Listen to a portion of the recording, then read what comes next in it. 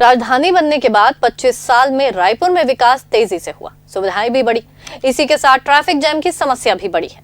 रायपुर जब राजधानी बना तब यहाँ की आबादी करीब 5 लाख थी, गाड़ियों की संख्या 31,000 थी। अब रायपुर की आबादी 26 लाख और बाइक व कारों की संख्या 18 लाख से ज्यादा हो चुकी है, जिससे शहर में ट्रैफिक का दबाव काफी बढ़ा है। आबादी और वाहनों की संख्या के हिसाब से इन्हें संभालने वाली फोर्स बढ़ाना तो दूर, उल्टे और कम हो गई। इसी का नतीजा है कि शहर की प्रमुख 18 सड़कों में रोज शाम को ट्रैफिक सिस्टम फेल होता है। अभी त्योहार के दौरान तो 15-20 मिनट तक लोग बेबसी से फंसे रहते हैं। ट्रैफिक क्लियर करवाने वाला कोई नहीं होता, कारण बल ही नहीं है। अभी रायपुर तकरीबन 3,500 के आसपास फोर्स है। इसमें ट्रैफिक संभालने वाले जवानों की संख्या केवल 425 है, जबकि जब रायपुर की आबादी केवल 5 लाख थी तब यहाँ 4,000 का बल था।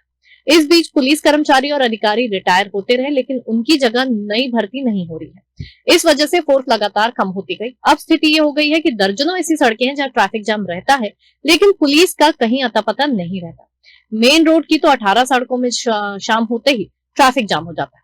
कारण इसका मुख्य यही है कि राजधानी के नागरिक यातायात नियमों को नजरअंदाज करते हैं, जिसके कारण सड़कों पर लंबा जाम दिखता है। भाटागांव या फिर संतोषी नगर का पब्लिक स्कूल के आसपास का क्षेत्र, ये तमाम जगहों पर तो आपको आम नागरिकों की समझदारी का उदाहरण देखने को मिल जाएगा।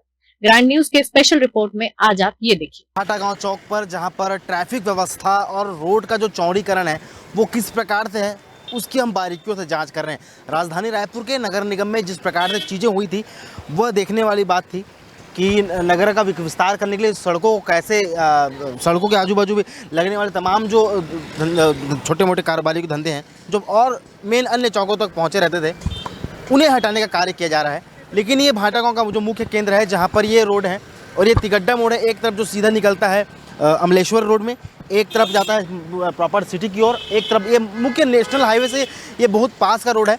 और इस रोड की जो लंबाई है लगभग चौड़ाई में वो 25 फीट है। और इस 25 फीट पर अगर मैं आपको कार पार्किंग के बारे में बताऊं तो देखिए कैसे कार अपने अथवा स्थान पर लगी हुई है, जिसके कारण थोड़ा जो आवागमन है वो प्रभावित होता है। इस पर राज्य सरकार और नगर निगम का बजट भी प्रावधान है कि यहाँ पर कुछ ही दिनों बाद डामरीकरण और डिवाइडर का जो काम है वो शुरू होना है, और इसके चलते जो कार्रवाइयाँ हैं वो बड़ी तेज़ हो गई। सुबुगाहट के मामले की बात करें तो रायपुर नगर निगम में अनेकों ऐसे अवैध कब्जेधारी दुकानें जिसको हटाने का कार्य किया, और वहीं पर अब ये भाटागांव चौक भी है जिस पर ये कार्य करना अभी बाकी है। लेकिन उससे पहले जो यहाँ की व्यवस्थाएं हैं, जो यहाँ पर का जो ट्रैफिक नियंत्रण कंट्रोल जो होता है वो देखने वाली बात है कि यहाँ पर कितनी ट्रैफिक सड़कों में आ जाती है, जिसके कारण समस्याओं का सामना करना पड़ता है। ये जो मुख्य रोड है जिसमें किसी प्रकार का कोई सिग्नल नहीं है, किसी प्रकार की कोई व्यवस्था नहीं है, और अनेकों बार यहाँ पर ट्रैफिक हो जाने से लगभग आधा से 1 घंटे तक का जाम लग जाता है। मैं आपको और भी रोड दिखाऊंगा, उसके लिए बने रहिए ग्रैंड न्यूज़ के साथ। हम और भी जगह जाएंगे और आपको दिखाएंगे। आज हम आए हैं संतोषी नगर के तरुण बाजार से ठीक पहले, जो कि एक शासकीय स्कूल है और इसका नाम डॉक्टर मनोहर लोहिया शासकीय उच्चतर माध्यमिक शाला संतोषी नगर रायपुर छत्तीसगढ़। यह स्कूल की जगह के प्रांगण एक बहुत बड़ा मैदान है जिसे केवल और केवल अब पार्किंग स्थल के रूप में देखा जाता है, और यहाँ पर तमाम जो स्कूल की बसेस हैं वो लगती है। लेकिन यहाँ पर अवैध रूप से पार्किंग आप देख सकते हैं, जितने भी गाड़ियाँ खड़ी हैं ये अवैध रूप से खड़ी है। यहाँ पर कोई पार्किंग का बोर्ड नहीं दिखाई दे रहा है और न ही यह कोई व्यवस्था है कि यहाँ पर कोई पार्किंग गाड़ी खड़ा करे। लेकिन दोपहर में अगर इतनी भीड़ है तो अगर आप शाम को आते हैं तो यहाँ पर पैर रखने के लिए जगह नहीं मिलती।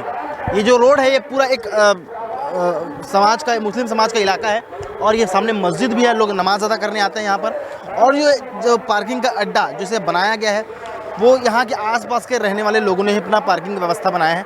अगर इसके बारे में बात करें तो लगभग ये पत्थर की कंक्रीट से बनाई हुई रोड है, लेकिन वहाँ पर कुछ हिस्सों में वो रोड पूरी ख़राब हो चुकी है और इस पर किसी प्रकार का प्रशासन या पार्षद या नेता मंत्री का ध्यान नहीं जा रहा है। इस पर कोई बड़ा विषय है नहीं, लेकिन यहाँ पर इसलिए यह बड़ा विषय बन जाता है कि यहाँ पर न कोई लाइट की व्यवस्था है। जब शाम होती है तो ये शराबियों और जुआरियों का अड्डा बन जाता है, और यहाँ पर अवैध रूप से जो पार्किंग लगती है उससे आम लोगों को काफ़ी समस्याओं का सामना करना पड़ता है। सवाल यहाँ पर ग्रैंड न्यूज़ खड़ा करता है, जब ये स्कूल है तो ये क्या स्कूल की ज़मीन है?